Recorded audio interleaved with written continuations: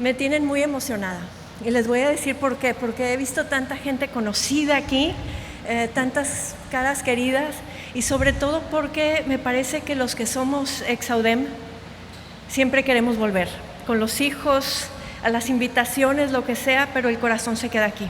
Así es que estoy feliz de estar aquí y le agradezco muchísimo al licenciado Álvaro Fernández Garza, presidente del Consejo de la Universidad de Monterrey, al doctor Antonio José Díez Casat, rector de nuestra querida UDEM, miembros del Consejo, directivos UDEM, maestros, orgullosos padres. Me complace mucho acompañarlos en este gran día. Me uno a la felicidad que llena hoy este hermoso campus que tiene las montañas como testigos, no solo de este día, sino de cada uno en que sus hijos o alumnos llegaron a tiempo a trabajar, a crear, a estudiar, a convencer, a arguir, a salir airosos, también a inspirarse y a inspirar a otros. Felicidades, generación UDEM del 2017. Un aplauso para ustedes.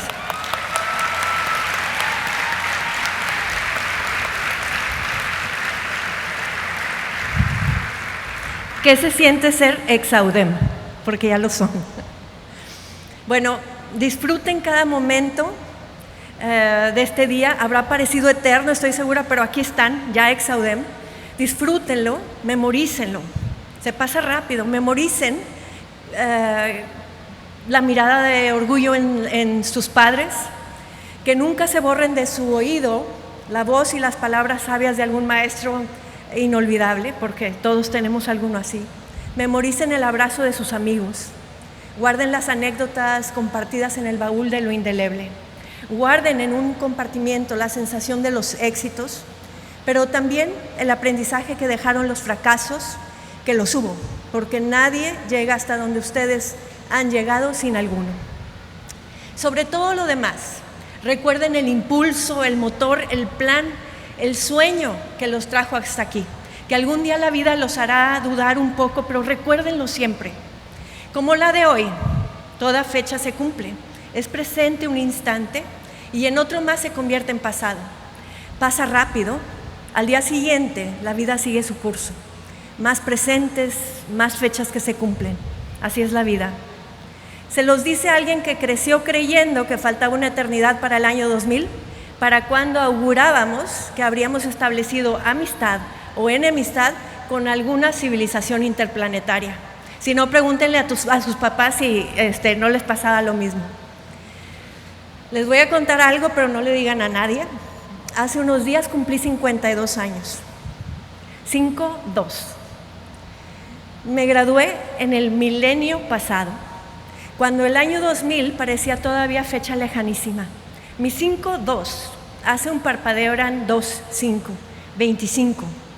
Un parpadeo más, hace un instante yo estaba aquí en este mismo gran momento que ustedes gozan hoy. Rebobino el tiempo un poco más y llego rápido a mis 18, 19 años llenos de sueños sin definir, cuando lo único que sabía hacer era escribir. Bueno, e imaginar. Bueno, también sabía que siempre había sido una niña medio rarita, la verdad. Pero llegué aquí y encontré mi camino, este camino así que me dio lugar a mi extrañeza, a lo que nunca había cabido muy bien. Aquí encontré dónde cabía yo. Lo que sucede es que llegué a la UDEM, pero del sueño de ser novelista todavía ni sus luces. Visto así, de parpadeo en parpadeo, en retrospectiva el tiempo es humo. Hoy, por ejemplo, sus padres se preguntan cómo fue que esta versión de ustedes sucedió tan rápido. ¿Cuál es esa magia que logra que pareciera que fue hace solo un parpadeo en que los llevaron a su primer día de escuela con su lonchera del Hombre Araña o de la princesa Disney del momento? En mi primer día de clases de la UDEM, hace tan solo un momento, este hermoso campus era apenas un polvoso sueño en construcción. De hecho, a mí me tocó vivir las dos etapas, antes del campus y ya en el campus. Y por eso disfruto tanto venir aquí, porque miren ahora este campus. Yo fui testigo y yo creo que sus papás también fueron testigos de cómo se levantó poco a poco como se lucha por los sueños, con planes y luego clavo a clavo, de idea a idea, de acción a acción, de día a día, de clase a clase, a pesar de múltiples crisis y cambios de circunstancias. Realmente este es un sueño realizado, pero me da gusto también saber que sigue siendo un sueño en construcción. Cuando estudié comunicación en la UDEM, yo también era un sueño en construcción. Sabía que lo mío era escribir, pero nunca imaginé que alguien como yo podía soñar con ser novelista. En mi juventud esta ciudad nos contaba una rígida historia de productividad industrial donde el arte no se tomaba muy en serio. Y yo me creí esa historia. Los cuentitos que escribía los distinguí como placeres ocultos y aficiones pasajeras mientras me llegaba el futuro. Me creí esa historia, pero me rebelé un poco, la verdad. Arrogante a los 18, cuando llegué a la UDEM, me dije que tenía ideas que merecían ser compartidas por escrito. Así que, muy pragmática, quise ser periodista. Pensé que era lo único que podía hacer yo, que me gustaba escribir. Sabía que quería cambiar al mundo de ser posible y a México de seguro. Ahora comprendo que el periodismo nunca fue para mí porque me apasionaba más vivir para contarla.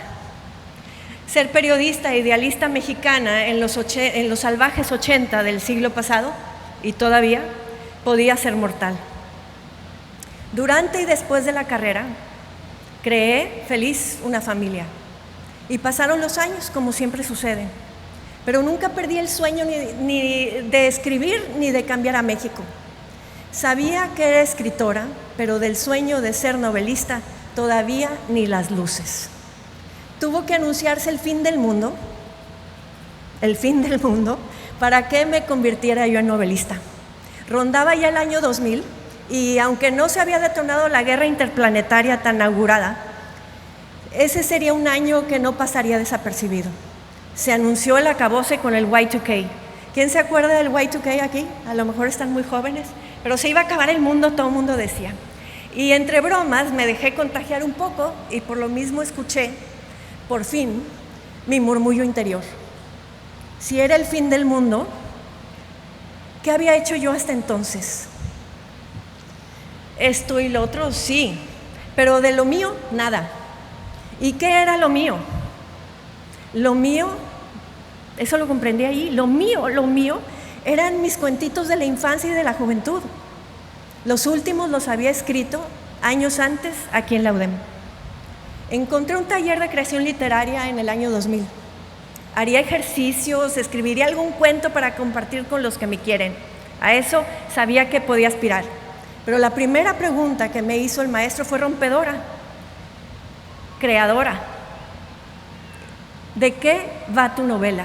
Eso fue lo que me preguntó. Y hay preguntas que nos construyen. Y esa pregunta yo la escuché con mucha atención y dejé, porque también hay que dejar que una idea o una pregunta nos construya.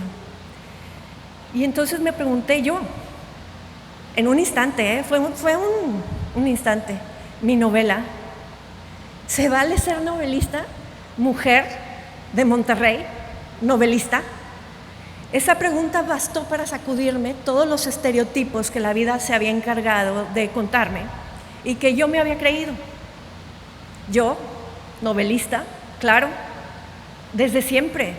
Con esa pregunta que me hizo el maestro, comprendí que ese siempre había sido el sueño completo. Uno al que no me había atrevido a aspirar. Por fin el sueño de ser novelista había llegado, y no solo con sus luces, sino con sus conflagraciones. Tenía 35 años, pero tuve que esperar otros 10 para ver mi primera novela publicada. Ahora, aunque mis novelas me han invitado a recorrer el mundo y a borrar fronteras a punta de literatura, tengo el propósito de seguir siendo un sueño en construcción. Eso no terminará nunca, hay más fronteras por borrar, mucho más por leer, por escribir, por aprender, por trabajar. Hoy puedo decir que me han pagado bien la espera, la perseverancia y el trabajo intenso, pero créanme, no hay aspiración que no cueste. Me han invadido el miedo y la incertidumbre, claro, Así como ha habido preguntas que me han construido, ha habido otras que pudieron haberme desviado de mi camino. ¿Cómo es que escribes si en Monterrey no se hace literatura? ¿Cómo te atreves a abordar esos temas? ¿Cómo te atreves a escribir narradores masculinos si eres mujer? ¿Qué derecho tienes tú, güerita de Monterrey, a escribir sobre pobreza, sobre conflicto, sobre México? ¿Por qué escribir sobre el noreste si a nadie le importa? ¿Cómo te atreves, Sofía? Me atrevo, porque todos los días me digo que tengo talento que no desperdiciaré. Me atrevo porque quiero borrarle a México los estereotipos y los dolores uno a uno a través de mi literatura. Me atrevo porque también hay mucha alegría que compartir. Me atrevo porque soy de Monterrey y no a pesar de ser de Monterrey, donde, por cierto, sí hay literatura, muchas gracias. Me atrevo porque antes de ser mujer, soy un ser humano que tiene los mismos derechos que cualquiera. Soy udemita, soy regia, soy mexicana y me atrevo a mirar a cualquiera a los ojos. Aun cuando me preguntan en España, ¿México es de contar o de que le cuenten, perdón? ¿México es de contar o que de le cuenten? Yo ya he dado y doy mi respuesta. Ahora también les toca a ustedes. ¿Ustedes qué responderán? México, y esto aplica también a otros países de Latinoamérica, pero México ciertamente ha escuchado las historias que le han contado. Hasta se ha dejado definir por las historias que le han contado. Pero está más que listo con esta generación 2017, con ustedes, para contar las propias y para ser escuchado. No tienen que ser escritor para contar su historia, ¿eh? Cada voz es necesaria en la construcción del futuro de este país. Cada sueño es necesario. ¿Aceptan el reto? ¿Cómo se atreven ustedes? ¿Cómo se atreverán? ¿Cuántas veces escucharán esa pregunta formulada de 1000 maneras distintas toda la vida? ¿Cuántas veces escucharán una pregunta que los construya? Bastante menos veces. Les pido, por favor, que pongan mucho más atención a aquella pregunta o comentario que les va a ayudar a construirse. Encuentren su voz, jóvenes udemitas. Detecten su talento, desarróllenlo, disfrútenlo. La humildad es gran servidora y gran compañera, pero la falsa modestia es la más grande asesina de talento. Sueñen porque se vale, porque tienen derecho como cualquiera en el mundo. Que sean estos cerros, nuestros cerros, o los colores de su tierra, testigos de su vida. Siempre raíz, cuna, escuela, orgullo y casa querida, pero nunca barrera, ni límite, ni prisión. Imaginen que todo es posible. Tengan paciencia, eso sí, tengan paciencia porque lo bueno cuesta y a veces tarda, pero que no les digan nunca que el futuro es de los jóvenes. Eso significa esperar. Y no esperen a que llegue el eternamente elusivo futuro. Para empezar a descubrir lo que son, pues significaría conceder que el pasado y el presente que ustedes han vivido nunca han sido suyos. Significaría aceptar que lo que han vivido hasta hoy no ha sido más que un paréntesis sin relevancia, y no es así. El futuro es de quien lo toma con fuerza es de quien toma con fuerza todos los presentes que le da la vida y no lo suelta sino hasta el último aliento.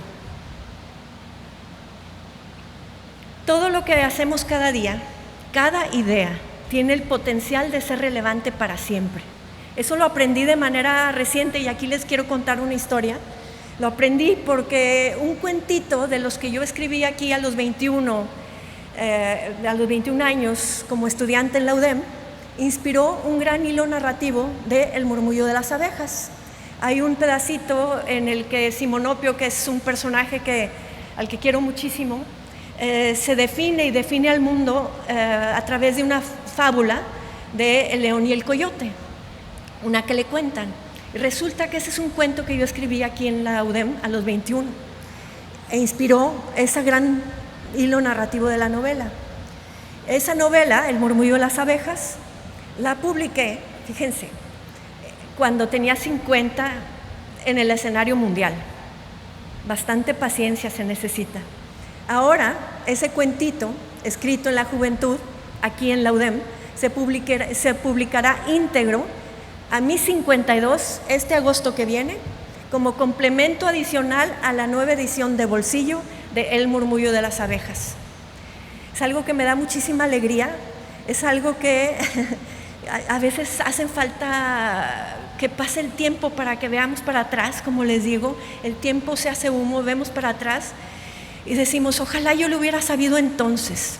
Pero ahora también digo, las cosas suceden cuando deben suceder. Pero comprendo que resultaron nada pasajeros ni irrelevantes mis placeres ocultos de la juventud, ¿verdad?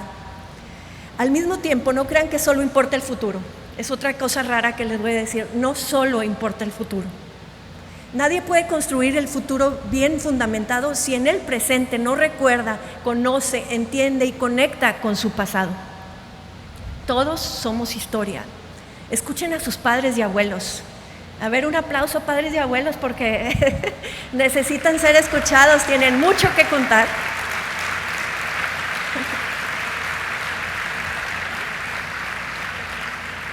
Escuchen a sus padres y a sus abuelos y conozcan la historia de su familia, por un lado.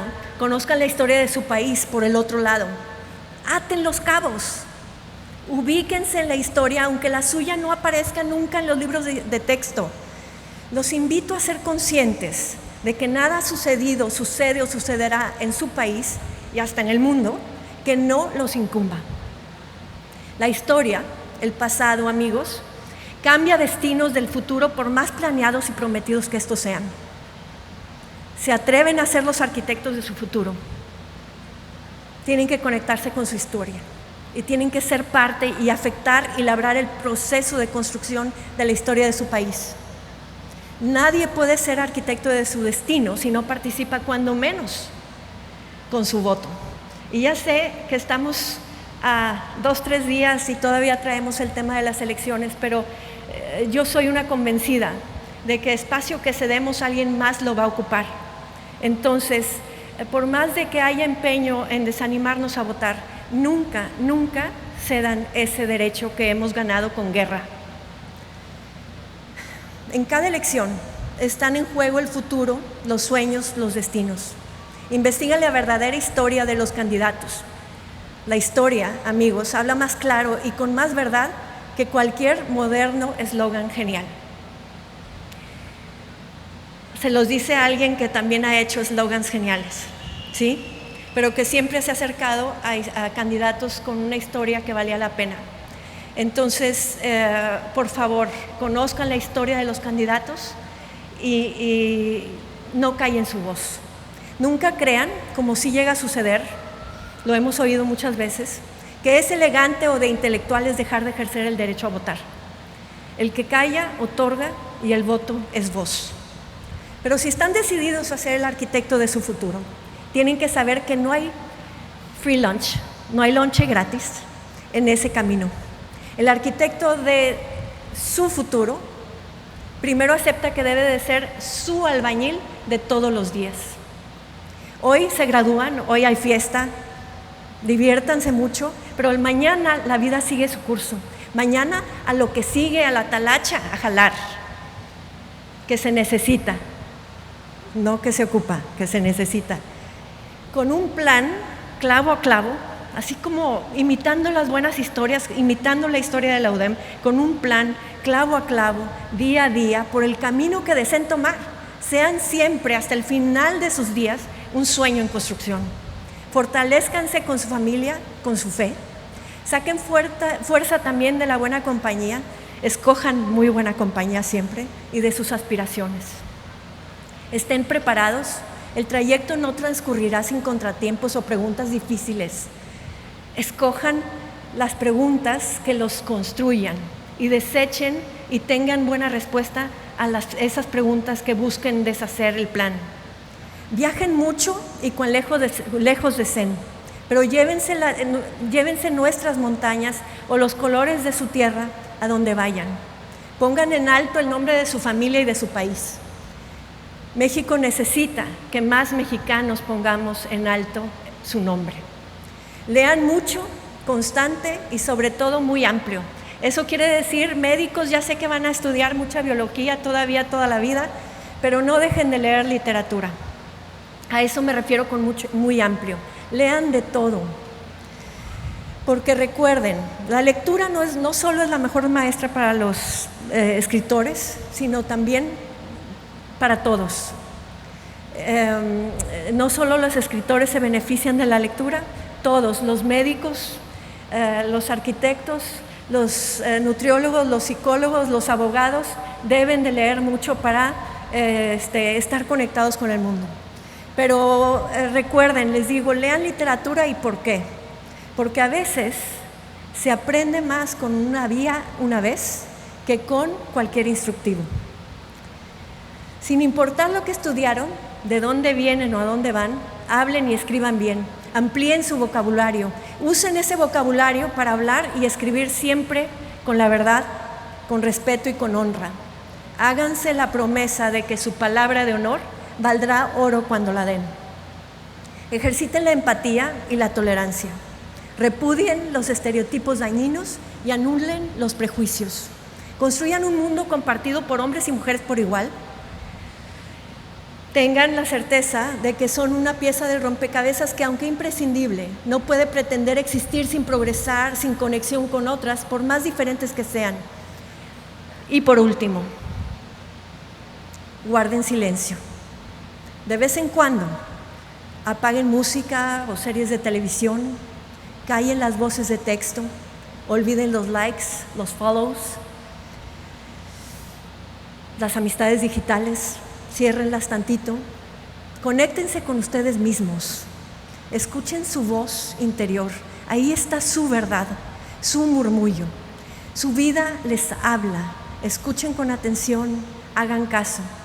Generación UDEM del 2017, les deseo buen camino, encuentren su sueño y luego háganlo crecer.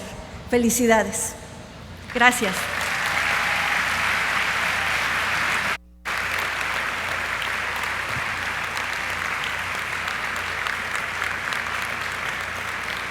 A nombre de la comunidad UDEM, muchas gracias, licenciada Sofía Segovia.